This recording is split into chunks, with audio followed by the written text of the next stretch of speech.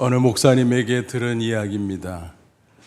그분은 KS 마크입니다. 젊은 분들은 잘 모르실 수 있습니다만 평준화 이전에 경기고 거쳐서 서울대를 나온 사람을 세칭 KS 마크라고 부르곤 했습니다.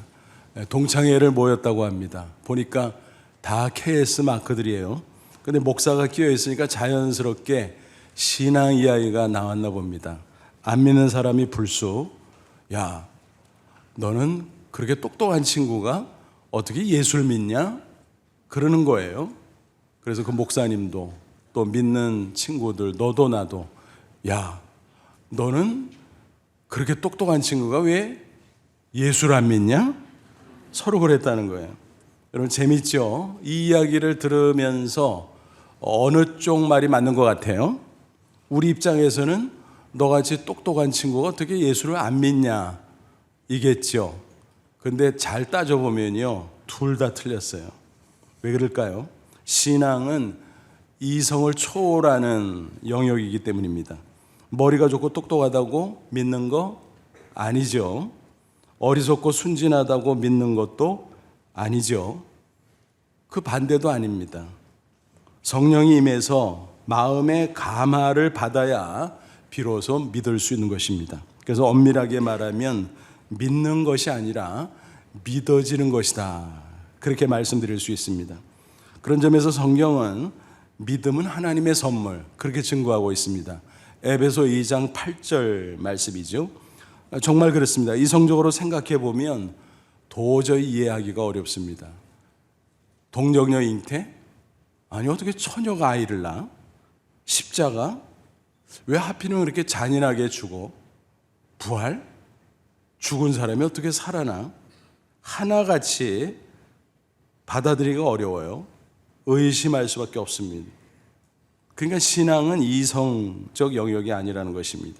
역설적으로 여기에 십자가의 비밀이 있습니다. 하나님의 대표적인 속성이 뭐죠? 두 가지. 사랑과 공의입니다. 하나님은 당신의 속성에 모순되는 일은 절대로 하시지 않습니다. 그다음 따져보죠. 모든 인간이 하나님을 배반했어요. 범죄했어요.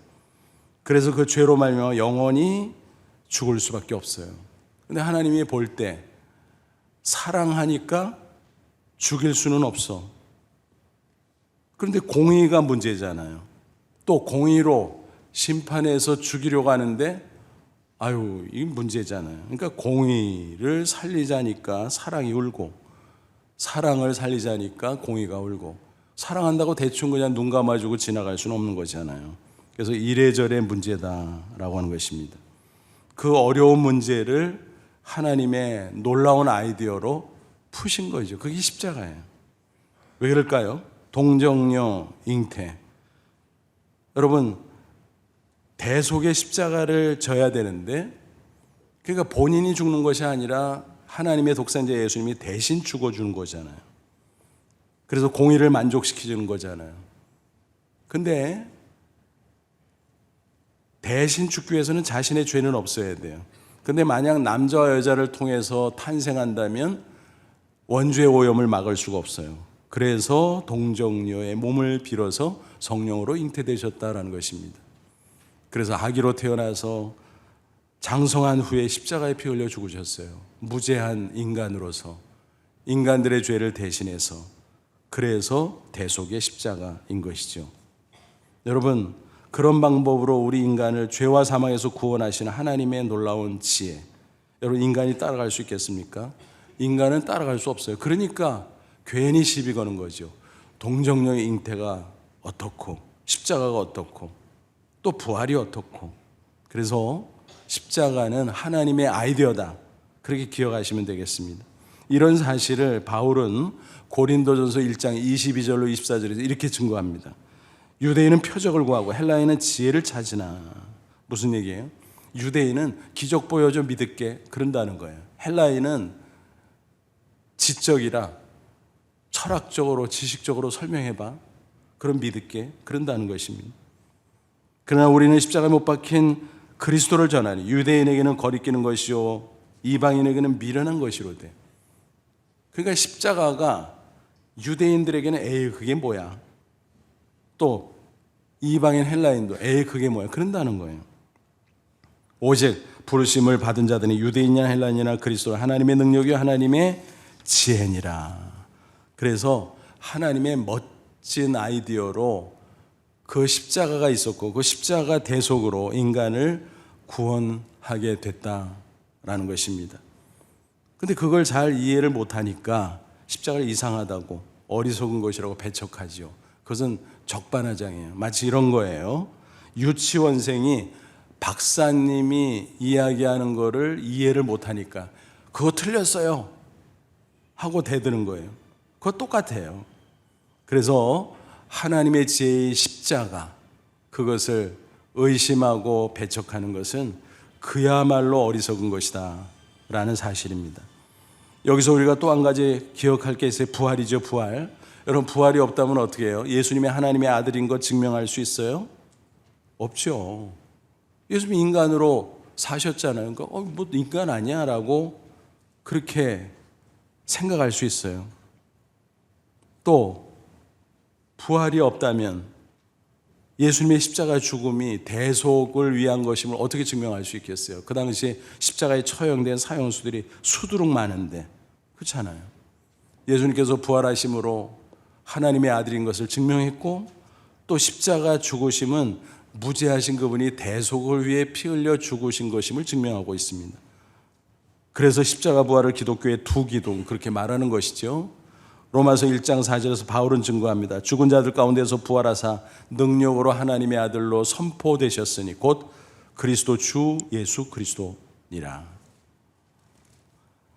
우리 주 예수님의 그 십자가와 부활을 이렇게 아주 정확하게 정리하고 있습니다. 따라서 우리가 성경을 읽을 때 모든 것을 십자가 그리고 부활과 연관시켜서 해석해야 됩니다. 그러면 잘 이해할 수 있습니다. 오늘 본문도 마찬가지예요. 예수님께서 체포되는 장면이죠. 로마 군대가 몰려왔어요. 유대인 종교 지도자들의 하속들이 몰려왔어요. 그래서 체포되셨는데 이것 역시 십자가 대속과 연관시켜 해석해야 한다는 것입니다. 아무쪼록 이 말씀을 통해서 십자가 의미를 다시 한번 잘 이해하심으로 풍성한 은혜를 받아 누리는 저와 여러분 되시기를 축원합니다. 오늘 본문을 잘 읽어보면 체포되셨어요, 분명히. 근데 말은 체포되셨다고 수동적으로 할 수밖에 없는데 가만히 관찰해 보니까 예수님의 모습은 수동적이 아니네, 당당하네, 적극적이네, 능동적이네, 그렇습니다. 그래서 결박당해서 끌려가는 것 같이 보이는데 사실은 자진해서 십자가를 향해서 뚜벅뚜벅 당당히 걸어가셨다라는 것입니다.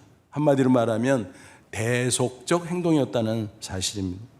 정말 그런지 오늘 본문에서 한번 확인해 보죠. 만약 예수님께서 체포되기 싫으셨다면 어떻게 하면 돼요? 피신하면 돼요. 평소에 제자들과 함께 밤에는 겟세마네 동산에 들어가서 쉬기도 하고 기도하시기도 하셨어요. 가룟유다도 그것을 여러 번 경험했죠. 근데 가룟유다가 지금 최후의 만찬 석상에 뛰쳐나갔잖아요. 이미 배신했고 예수님을 팔아버렸는데 체포대 끌고 오려고 그런 거죠. 예수님은 그거 뻔히 알고 계셨어요. 그러면 가룟유다가 어디로 오겠어요? 겟세마네 동산으로, 당연히. 그러면 다른 데로 피신하면 체포 안 될 수 있어요. 그런데 예수님은 뻔히 아시고서도 겟세마네 동산으로 가셨다는 것이 무슨 얘기예요?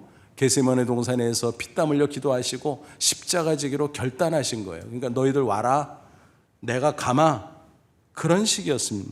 그뿐이 아닙니다. 예수님의 행동 하나하나를 보면 자진해서 적극적으로 하셨다는 사실을 분명하게 알 수가 있습니다. 몰려든 체포대에게 예수님께서 어떻게 하세요? 물러서는 것이 아니라 오히려 당당하게 나서서 먼저 질문을 던져요. 누구 찾느냐? 그러니까 그들이요, 성경에는 안 써있지만 제 상상으로는 모기만한 목소리로 나사렛 예수요, 뭐 이런 식으로 얘기했을 것 같아요. 오히려 그들이 그렇게 많은 병력을 끌고 왔음에도 불구하고 주저하고 두려워하고 있음을 우리가 추측해 볼 수 있습니다. 그때 예수님께서 즉시 나야 나 라고 말씀하십니다. 그런데 놀라운 것은 그때 어떤 일이 또 벌어집니까? 6절 보세요. 예수께서 그들에게 내가 그니라 하실 때 그들이 물러가서 땅에 엎드러지는지라. 예수님이 나야 나.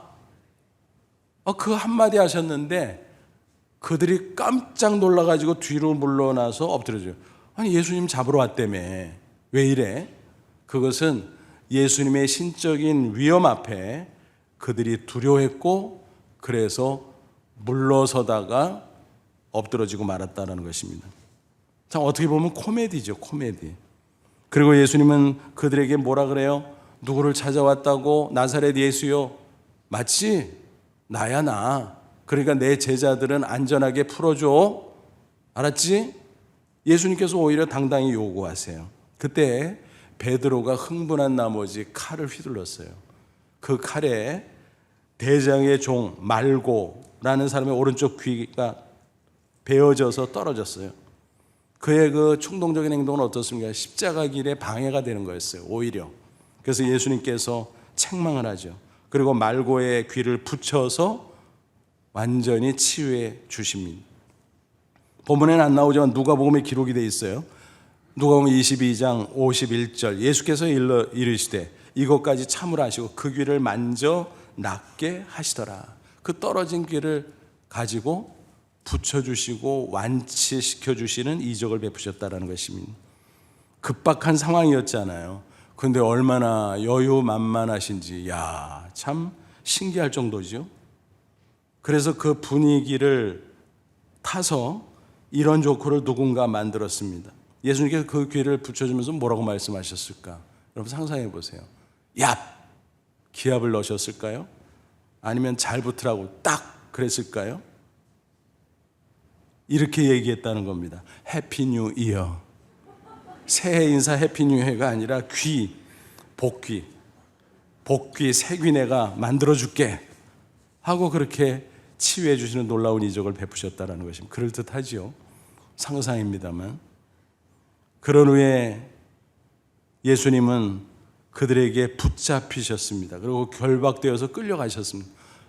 저도 어쩔 수 없이 수동형으로 계속 표현을 하고 있지만 예수님의 모든 그 행동 하나하나를 관찰해 보면 수동적이 아니라 적극적이야, 능동적이야. 자진해서 십자가로 나아가신 거야. 맞습니다. 12절 13절은 예수님의 그 모습을 이렇게 서술합니다. 이에 군대와 천부장과 유대인의 아랫사람들이, 군사들이 몇 명이나 왔을까 잘 몰라요. 근데 천부장은 1000명을 거느리는 고급 장교잖아요. 그러니까 그만큼 다 데려오진 않았겠지만 아마 중대사로 여기고 많은 병력 또 장교들도 많이 오지 않았을까 싶어요. 또 유대인 종교 지도자의 하속들도 같이 왔어요. 그래서 예수를 잡아 결박하고 안나스에게 끌고 갔다. 안나스는 은퇴 대제장이에요. 현역은 가야바예요.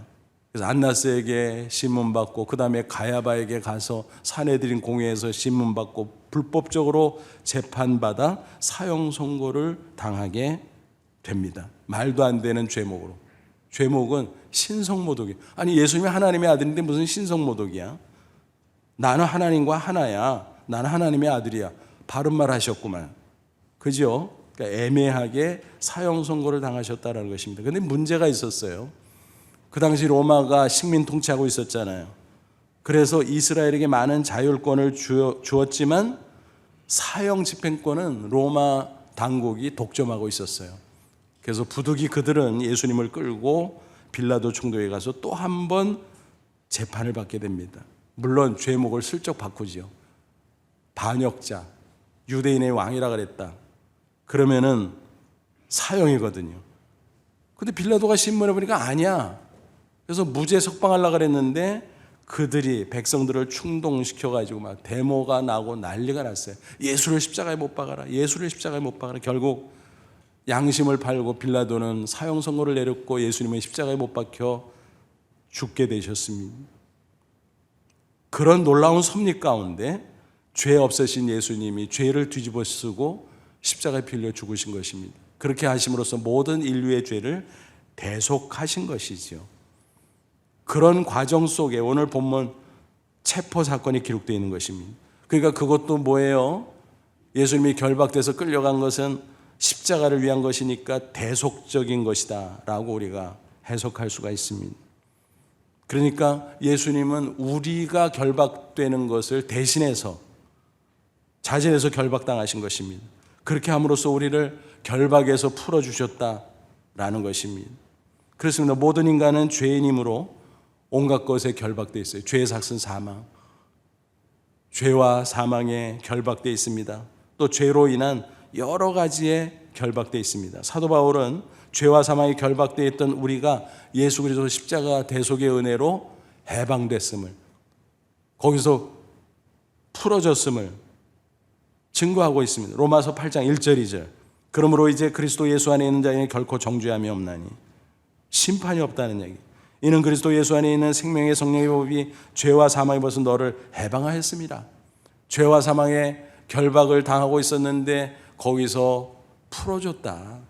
그래서 영원한 생명을 얻게 됐다라고 하는 것입니다. 그와 더불어서 이 세상에 사는 동안 죄로 인해서 생긴 여러 가지 부수적인 비참한 일들, 그게 다 인생을 결박하는 거예요. 질병이 우리를 결박합니다. 나쁜 환경, 별의별 고난들이 우리를 결박합니다. 그런데 그 모든 결박에서 우리를 해방시켜 풀어주신다는 거예요. 구약 말라기를 보면 예수님이 장차 오실 것을 예언하면서 선지자는 예수님이 질병에서 해방시켜 줄 것을 말씀하고 있습니다. 그러니까 질병의 결박에서 풀어주는 거죠. 말라기 4장 2절, 내 이름을 경외하는 너에게는 공의로운 해가 떠올라서, 여기서 공의로운 해는 예수 그리스도를 비유적으로 표현한 말이에요. 치료하는 광선을 비추리니 너희가 나가서 외양간에서 나온 송아지같이 뛰리라. 뭐예요? 예수님이 비춰주는 치료하는 광선으로 말미암아 영육의 모든 질병을 치유해 주심으로 말미암아 질병의 결박에서 벗어나게 된다는 것입니다. 얼마나 놀라운가 하면 비유해서 말하기를, 외양간에 갇혔던 송아지 결박당한 거잖아요. 그런데 풀려나서 푸른 풀밭을 이리 뛰고 저리 뛰고 기뻐하는 모습 상상할 수 있겠죠. 참 자유와 기쁨의 모습을 볼 수가 있습니다. 실제로 복음서를 보면 예수님께서 수많은 병자들을 고쳐주신 사례들이 얼마나 많이 등장하는지 몰라요.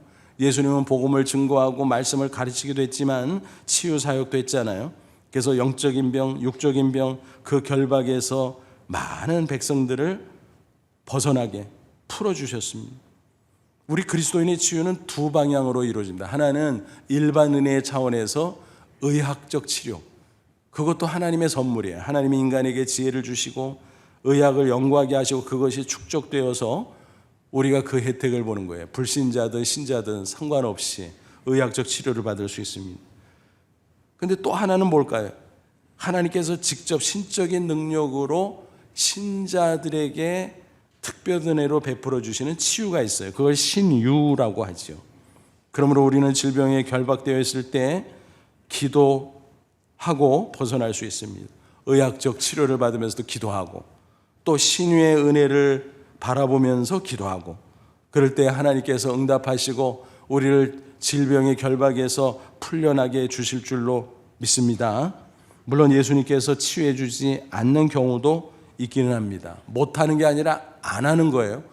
예수님 좀 치유해 주지 왜 안 하셔? 라는 의문을 가질 수 있지만 여러 가지 의미가 있어요. 그 중에서 연단의 의미가 있죠. 질병으로 연단하면서 신앙을 단련시키고 성숙해 하시고 점검처럼 세우시고 그런 의미가 있어요. 또한 우리 인간은 어차피 육신적으로 수명을 다하면 죽게 돼 있잖아요. 그래서 질병을 통해서 죽음으로 인도하고 그래서 천국으로 인도하는 섭리의 방편일 수도 있다는 것입니다. 이렇게 안 고쳐주실 때는 어떻습니까? 대신에 영적인 은혜를 주셔요. 그래서 질병 가운데서도 평안을 누리고 감사하고 천국을 소망하고 그렇게 되도록 도와줍니다. 그것도 영적으로 질병의 결박을 벗어나는 그런 것과 진비 없다고 우리는 생각할 수가 있습니다. 환경에도 마찬가지. 우리가 육체를 갖고 이게 열악한 환경에 처하면 답답하죠, 괴롭죠. 우리는 육체를 가지기 때문에 좋은 환경을 추구하잖아요. 근데 항상 그런 게 아니에요. 나쁜 환경에 처할 때도 결박된 상태죠. 그럴 때 우리가 기도하면 좋은 환경으로 바꿔 주실 수도 있어요. 그런데 안 해 주실 수도 있어요. 하나님의 섭리 가운데, 여러 가지 뜻 가운데. 그럴 때는 환경은 안 바뀌어요. 그대로예요. 그러나 대신에 영적인 은혜를 풍성히 부어줘서 그 환경을 극복하고 이기고 그 안에서 적응하고 감사하고 또 평안과 기쁨을 누릴 수 있도록 해주신다라는 것입니다. 사도 바울을 보십시오. 그는 예수 그리스도를 만난 후 너무너무 기뻤어요. 영혼의 참 자유를 얻었습니다. 야, 이게 진짜구나. 내가 이 복음 전하자. 그래서 사방으로 복음 전하러 다니지만 가는 데마다 핍박받고 심지어는 감옥에 갇히고 죽음의 위협에 처할 때도 많이 있었습니다. 근데 그는 항상 그 어려운 환경 가운데 결박되어 있음에도 불구하고 거기서 풀려나는 경우도 있었지만 풀려나지 않아도 영혼 가운데 참 자유를 맛보고 당당히 살아갈 수 있었습니다. 빌립보서를 보면 옥중서시잖아요. 신기할 정도로 기쁨이 철철 넘쳐요. 감옥 박이는 성도들에게 기뻐하라, 내가 다시 말해 기뻐하라. 왜 인상 쓰고 있냐? 예수 믿는 사람이 얼굴 펴 기뻐해. 그렇게 말합니다. 그러면서 빌립보 4장 11절로 13절 이렇게 고백합니다. 내가 궁핍함으로 말하는 것이 아니라 어떤 형편이든 나는 자족하기를 배웠노라. 나는 비천에 처할 줄도 알고 풍부에 처할 줄도 알아. 모든 일 곧 배부름과 배고픔과 풍부와 궁핍에도 처할 줄 아는 일체 비결을 배웠노라. 내게 능력 주시는 자 안에서 내가 모든 것을 할 수 있느니라. 무슨 얘기예요? 모든 것을 할 수 있다며 어른 감옥에서 나와 보시지. 여러분 이게 무슨 뜻이에요? 예수님이 주시는 영적 능력을 가리키는 것입니다. 내가 비록 감옥에 갇혀서 환경적으로 결박되고 답답하지만 내 안에 성령 충만한 능력이 있음으로 말미암아 이 환경을 극복하고 그 가운데서도 기뻐하고 감사하고 승리할 수 있다. 그런 아름다운 간증인 것입니다. 사도행전 26장 보면 바울이 복음을 전파하다가 예루살렘에서 체포되어서 멀리 가이사랴까지 압송됐어요. 그 후에 로마까지 가게 됩니다만 이 가이사랴에서 재판을 받는 그런 사건이 기록이 돼 있어요. 그가 결박되어서 분봉왕, 총독 또 고관대적들 앞에서 신문을 받는데 오히려 그는 당당하게 예수 그리스도를 증거합니다. 그러니까 전도하려는 그의 모습을 보고 불쾌했던 아그리빠 왕이 뭐라 그래요? 자네 말 몇 마디로 나한테 전도하는 거야? 내가 넘어갈 것 같아? 뭐 이런 식으로 퉁명스럽게 받아칩니다. 그때 지지 않고 바울이 당당히 외쳤죠. 사도행전 26장 29절 바울이 대 말이 적으나 많으나 당신뿐 아니라 오늘 내 말을 듣는 모든 사람도 다 이렇게 결박된 것 외에는 나와 같이 되기를 하나님께 원하나이다. 뭔 얘기예요? 내가 이렇게 결박됐지만 이거는 말고요. 나처럼 되세요. 나처럼. 나 예수 믿고 참 자유 얻었어요. 구원받았어요. 영생 얻어서 천국 얻었어요. 당신들도 다 그렇게 되기를 내가 원합니다. 누가 결박된 거예요? 바울이 결박됐지만 결박되지 않은 사람보다 더 자유를 누리고 있어요. 오히려 고관대작들은 죄에 결박되어 있고 사망에 결박되어 있고 인생의 별의별 것들에 결박되어 있고 그랬던 거죠. 얼마나 멋지고 통쾌한 모습입니까? 이런 복음송이 있잖아요. 가사를 음미하면 부르면 큰 은혜가 됩니다. 예수 결박 푸셨도다. 모든 결박 푸셨도다. 나의 결박 푸셨도다. 나는 자유해. 소리 높여 할렐루야. 소리 높여 할렐루야. 소리 높여 할렐루야. 나는 자유해. 그렇죠 여러분. 아무쪼록 예수님이 결박 당하심으로 우리의 모든 결박에서 풀어주셨다는 사실을 믿으시기 바랍니다.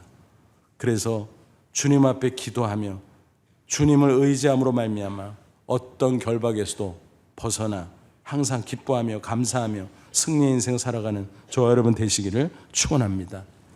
우리가 이와 같은 은혜를 받는 것은 너무너무 귀한 건데 여기서 멈추면 곤란합니다. 왜냐하면 우리가 참 자유를 얻었잖아요. 결박에서 벗어나서. 근데 영적으로 중립지대는 없습니다. 하나님을 적극적으로 의지하고 하나님께 붙잡히지 않으면요 다시 죄와 사망과 세상의 온갖 결박에 붙잡히게 돼요. 악한 원수 마귀와 죄의 세력은 우리를 가만히 두질 않아요. 우리를 덮칩니다. 그래서 영적인 진공 상태가 되면 안 돼요. 그래서 우리는 적극적으로 하나님에게 붙잡혀야 돼요. 오히려 우리가 자신에서 결박돼야 돼요. 왜 그렇습니까? 우리 인간은 무제한의 자유를 얻을 수 없습니다. 왜냐하면 피조물이거든요. 그래서 하나님 품 안에서의 자유예요. 그래서 하나님 품 안에 안기고 예수님에게 결박되고 붙잡히고 따라가고 그럴 때 참 자유를 지키고 누릴 수 있다는 것입니다.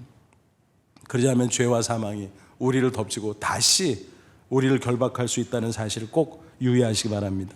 예수님께서 그래서 이런 말씀하셨어요. 마태복음 11장 28절로 30절, 대개 28절만 달달달달 외우죠. 근데 29, 30절이 더 중요해요.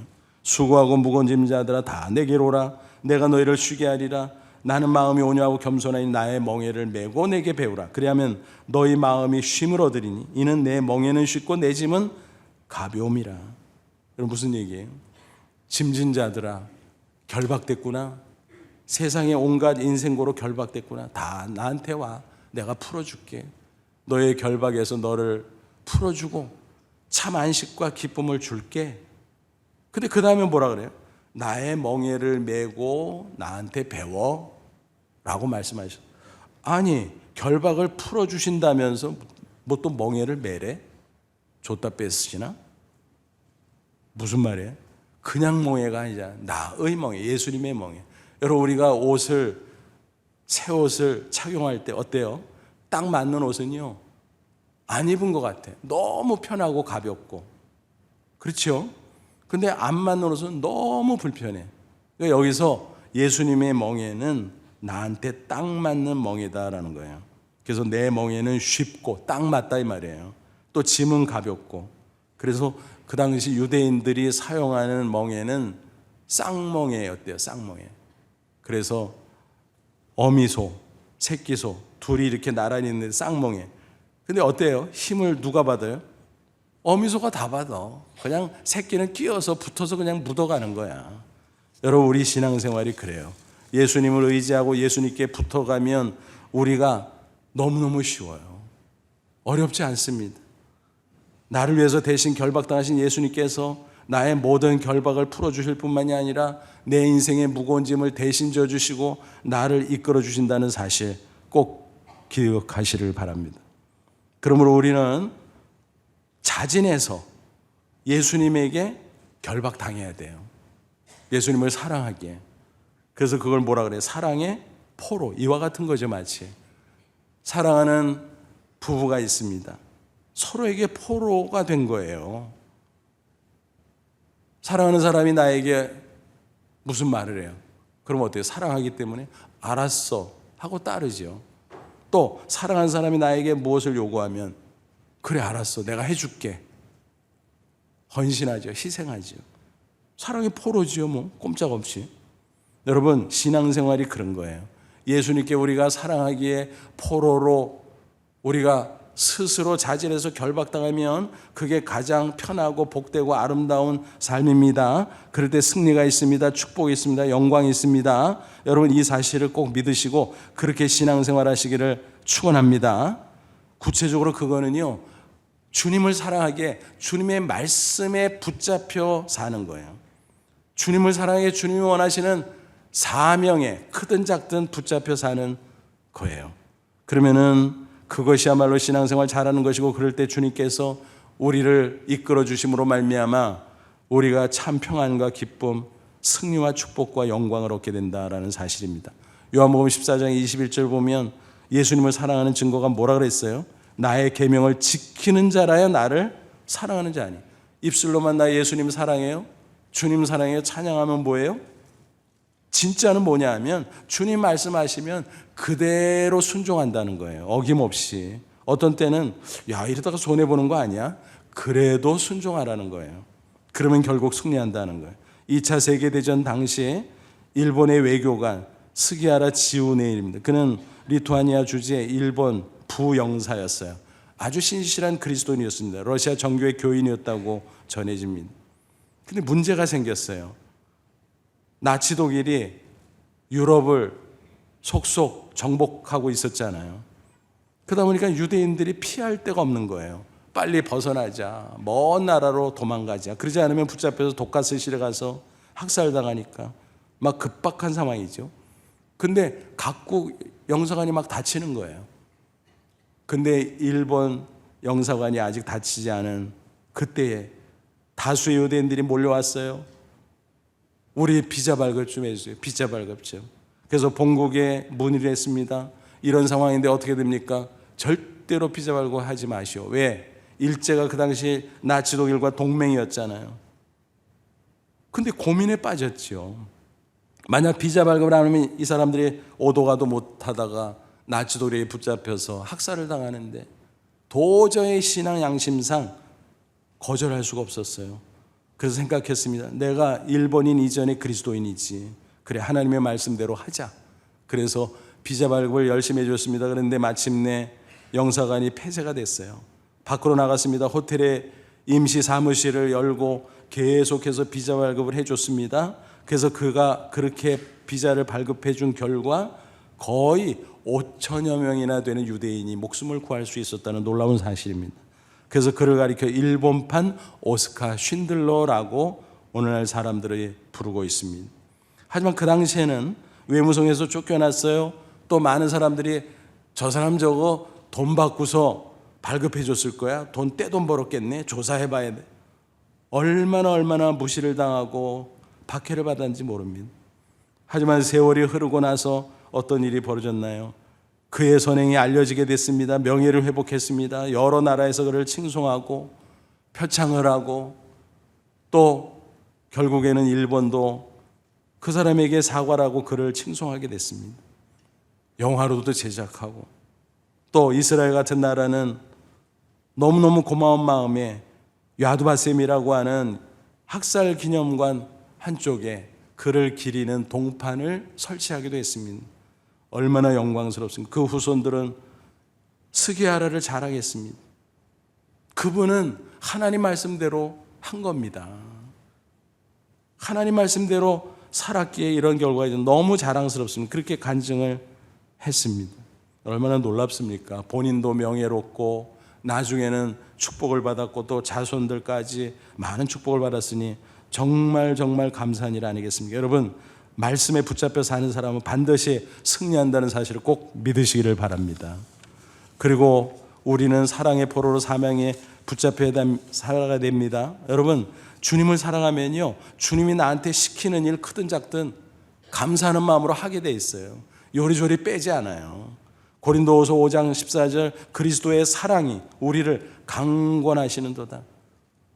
사랑의 포로가 되니까 주님이 원하면 그냥 끌려가듯이 사명을 감당하게 된다는 것입니다. 때로는 부담스럽지요. 성가실 때도 있지요. 그러나 사랑의 포로가 되어서 감당할 때 하나님의 놀라운 역사가 있다는 사실입니다. 우리 교회 허은선 협력 선교사님의 이야기입니다. 최근에 귀국했다 가셨는데 그분은 이제 한국에 오면 그 방이 비어 있으면 비전센터에서 이렇게 체류를 하시는데 그렇게 고마워요. 모든 선교사님이 고마워하지만 이분은 아주 특별하게 고마워해요. 그리고 이제 알게 된 여러 우리 교우들이 그분을 다양한 모습으로 섬겨주니까 막 눈물을 글썽이면서 그렇게 고마워하세요. 근데 이분은 간단히 말하면 재불 화가예요. 야, 프랑스에 있는 화가야. 야, 멋있다, 화려하다 라고 생각하지만 투박하게 말하면요, 바닥을 기면서 선교하는 분입니다. 이분을 어떻게 만났나, 이분의 사연을 어떻게 알게 됐나, 이분과 어떻게 협력하게 됐나, 뭐 긴 시간이 없어서 간단히 말씀해요. 제가 신학대학원에 출강할 때였는데 강의를 하다가 중간에 이제 휴식 시간을 가졌는데 앞으로 나오더라고요, 한 여학생이. 그래서 왜 그러냐 그랬더니 질문이 있대요. 그래서 질문하는데 보니까 신학 용어인데 한국말로 된 건데 좀 어려운 말이다 보니까 그 말을 자기가 무슨 뜻인지 모르겠대. 그래서 이것도 몰라요? 그랬더니 제가 외국에서 오랜 세월 살다가 와서 그래요. 아니 어딘데요? 그랬더니 프랑스요. 아이고 반가워라. 그래서 불어권 선교를 소개하고 서로 나누고 협력하게 됐습니다. 사연은 그렇습니다. 그가 미대를 한국에서 마치고 프랑스에 유학을 가서 대학을 다니는데 너무 음란하고 너무 무신론적이고 안 되겠다 싶어서 대학생 선교를 결단했다는 것입니다. 그리고 프랑스 사람과 결혼했고 딸들을 낳고 이제 그런 가운데 신학을 공부하고 있었는데 한국에 있는 언니가 암에 걸렸어요. 돌볼 사람이 없는 거예요. 조카도 있고. 그래서 안 되겠다 싶어가지고 급히 한국으로 와서 신학 공부를 가느라고 한국의 신학교에 입학을 하게 되었던 것이, 그러다 만난 거죠. 그는 화가예요, 원래. 그런데 대학생 선교에 헌신했습니다. 그리고 어느 날 노숙자가 쓰러져 있는 모습을 도저히 지나칠 수 없어서, 왜? 그리스도인이니까 다가갔습니다. 여보세요, 일어나 보세요. 왜 그러세요? 그래서 일으켜서 이름을 물어보고 먹을 것을 주고 기도해 주고 그랬더니 그 사람이 막 울면서 몇 날 며칠 아무것도 먹지 못했는데 아무도 거들떠보지 않았습니다. 그리고 내 이름을 묻는 사람은 하나도 없었습니다. 당신이 처음입니다. 내 이름을 불러주셔서 너무 고맙습니다. 기도해 주셔서 너무 고맙습니다. 그 노숙자와 얼싸안고 한참 울었다는 것입니다. 그러면서 이렇게 말했다고 합니다. 너무 늦게 와서 미안해요. 너무 늦게 와서 미안해요. 그 길로 그는 노숙자 사에게 헌신을 하게 되었습니다. 돈이 무지무지 들어가죠. 일꾼도 부족하죠. 그러나 청년 봉사자들 또 주변의 봉사자들과 함께 하면서 뭐 10수년 이상 이렇게 사역을 하는 가운데 하나님께서 많은 열매를 주셨어요. 그 노숙자들 가운데 사회 복귀한 분들도 있고 봉사자로 함께하는 분도 있고 어떤 분은 신학해서 목사가 되어서 또 동역하는 분도 생기고 참 너무너무 귀한 사역을 지금까지 감당하고 있습니다. 그러면서 화가로서 계속 작품 활동을 해요. 화가로서 하기도 하지만 선교사로 하는 겁니다. 그래서 작품을 또 전시해서 그것이 팔리면 그것을 재정으로 사용해서 선교를 하고, 남편은 생활 책임지고, 딸이 4명이에요, 4명. 근데 큰 딸은 사실은 조카예요. 언니가 암으로 돌아가셨거든요. 그래서 아예 입양을 했죠. 그러니까 저는 그 이야기를 들으면 아이고 어떻게 사나 항상 어떻게 사나 그런 생각을 해요.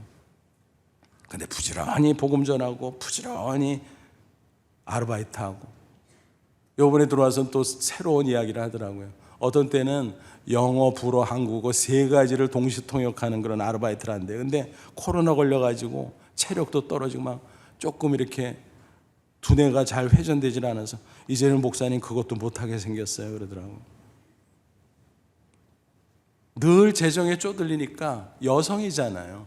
근데 미장원에 갈 돈이 없어서 거울을 보면서 자기가 가위를 이렇게 자르면서 머리를 그렇게 하고 있습니다. 뭐 그런 얘기들은 뭐 하나둘이 아니지요. 근데 제가 궁금한 게 있었어요. 딸들은 어떻게 해? 왜냐하면 돌볼 시간이 있어요. 뭐 뒷바라지할 돈이 많아요.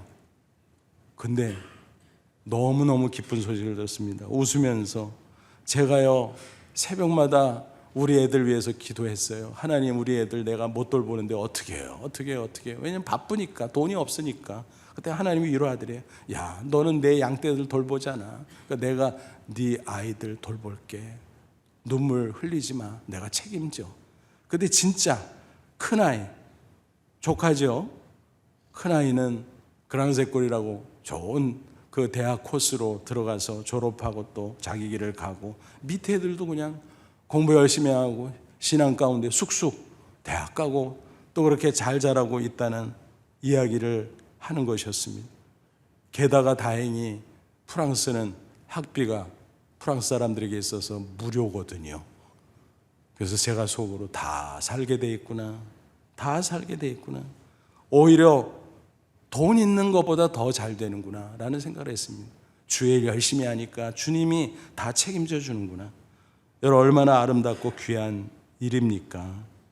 그러므로 저와 여러분도 말씀에 붙잡히고 크든 작든 사명에 붙잡히고 사랑의 포로로 주님께 결박되어 사시기를 바랍니다.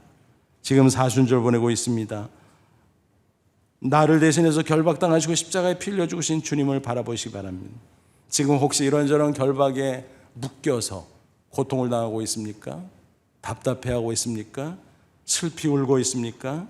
여러분, 나를 대신해서 결박당하신 예수님, 분명히 그 결박에서 나를 해방시키고 풀어주실 줄로 믿습니다. 기도하면 그렇게 해주실 것입니다.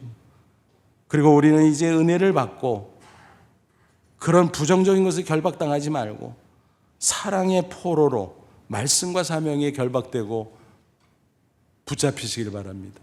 그럴 때 주님께서 우리를 붙잡아 주시고 이끌어 주시고 축복해 주시고 우리를 존귀케 해 주실 줄로 믿습니다. 아무쪼록 그렇게 살아감으로 세상에 알지 못하는 평안, 기쁨 그리고 축복과 영광을 누리는 저와 여러분 다 되시기를 주님의 이름으로 축원합니다. 기도하겠습니다. 이 말씀 붙잡고 기도하죠. 하나님, 그렇습니다. 예수 결박 푸셨도다.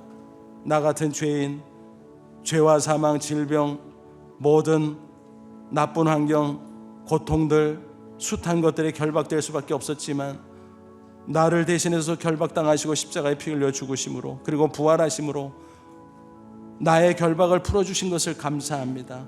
이제 참 자유를 얻고 이제는 사랑의 포로로 살게 하여 주옵소서. 예수 결박 푸셨도다. 이 말씀 붙들고 승리하게 하옵소서. 우리 다 같이 간절한 마음으로 잠시 기도합니다. 하나님 아버지, 은혜와 사랑을 진심으로 감사합니다. 이 시간 주의 말씀으로 우리를 권고하시고 축복하시니 감사합니다.